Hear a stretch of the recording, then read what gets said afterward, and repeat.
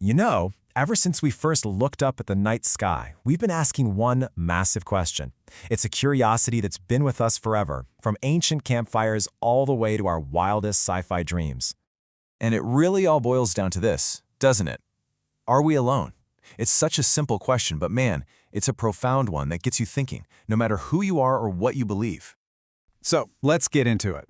From a purely scientific angle, this is a puzzle of probability and, well, observation. The answer is out there somewhere, hidden in the data we're pulling from distant exoplanets, in the hunt for signs of life, and in just doing the math in a universe that has billions of galaxies. Okay, but what happens when you look at it through a different lens? For people of faith, especially within Christianity, the idea of aliens isn't just about science. Oh no. It kicks up some really deep, really complicated questions about God, creation, and, our whole place in the cosmos. So where do you even start with a theological conversation this big? Well, like a lot of questions in faith, the first step is often to go back to the source, to the sacred texts, to look for clues or different ways of understanding things. Let's start with a real classic, Psalm 19. It's this beautiful, poetic bit of scripture about creation, and it gets brought up a lot in this exact debate. But what is it really saying when it talks about the heavens? And this is where it gets super interesting, because you have this split in how people see it. On the one hand, you've got the traditional view, which is that this is just beautiful poetry. The stars, the sun, the sky, they're all silent testaments to God's genius. But on the other hand, some theologians are asking, what if the heavens declare is more literal? I mean, could it actually be hinting that other worlds, maybe even other beings, are part of this giant cosmic chorus? Now let's jump to something even more complex, this time from the book of Revelation. And wow, this book is just packed with this intense, out there, cosmic imagery. And this verse, it's one of the most vivid. So, how in the world are we supposed to read this? The traditional take is that it's all symbolic, a powerful metaphor for the Virgin Mary or maybe an angel. But then you have this other, more fringe idea that asks, what if this isn't a metaphor at all? What if the author was trying to describe a literal, jaw-dropping event he saw in the sky, something truly otherworldly? This kind of ambiguity in the texts, it just naturally leads us to the next massive question. If we're even going to entertain the idea of alien life, what does that do to the whole concept of God's master plan? Right, this is really the heart of the whole theological wrestling match. Does the universe just buzzing with life make God seem even bigger and more incredible? Or does it kind of mess with a story that many people feel is really centered on us, on humanity?